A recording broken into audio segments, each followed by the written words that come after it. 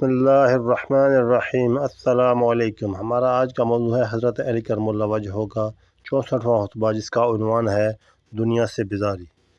حضرت علی کرم اللہ وجہہ فرماتے ہیں، اللہ کے بندو، اللہ سے ڈرو اور اعمال صالح کے ذریعے اپنی موتوں سے آگے بڑھ جاؤ اور فنا ہونے والی چیزوں کے عوض ہمیشہ باقی رہنے والی چیز خرید لو۔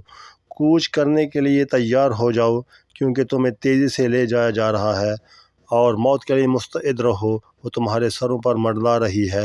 اور ان لوگوں کی مانند ہو جاؤ جنہیں پکارا گیا تو جاگ اٹھے، اور جب یہ جان گئے کہ دنیا ان کے رہنے کی جگہ نہیں، تو اسے آخرت سے بدل لیا، کیونکہ اللہ تعالیٰ نے تمہیں بیکار پیدا نہیں کیا اور نہ یوں ہی محمل چھوڑ رکھا ہے۔ صرف موت آنے کی دیر ہے، اس کے بعد آتے ہی تمہارے لیے جنت ہے یا دوزخ۔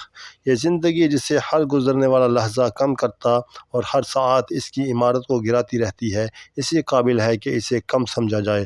اور وہ مسافر جسے نئے دن اور نئی رات لگاتار کھینچے لیے جا رہے ہیں، اسے جلد ہی اپنی منزل پر واپس پہنچنا ہے، اور آنے والی موت جو سعادت ہے یا شقاوت کو اپنے ساتھ لائے گی، بہترین ساز و سامان کو مستحق ہے۔ تم دنیا میں رہ کر اس سے اس قدر توشہ آخرت لے لو جس سے کل اپنے نفسوں کو بچا سکو۔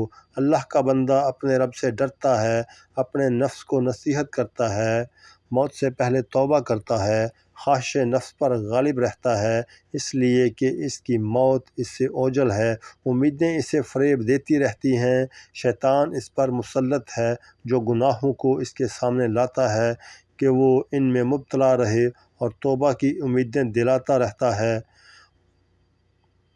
اسے تاخیر میں ڈال دے، یہاں تک کہ انتہائی غفلت میں اچانک موت اسے آ لیتی ہے۔ ہائے حسرت اس غافل پر جس کی زندگی ہی اس کے خلاف دلیل حجت بن جائے،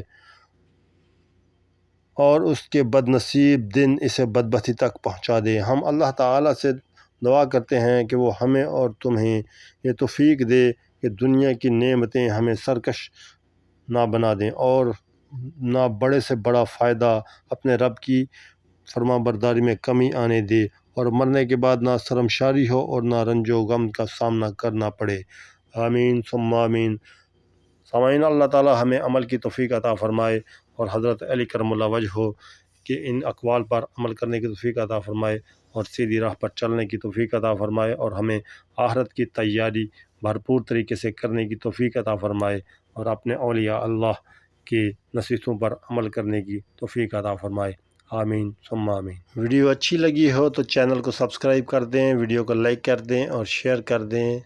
جزاک اللہ خیر۔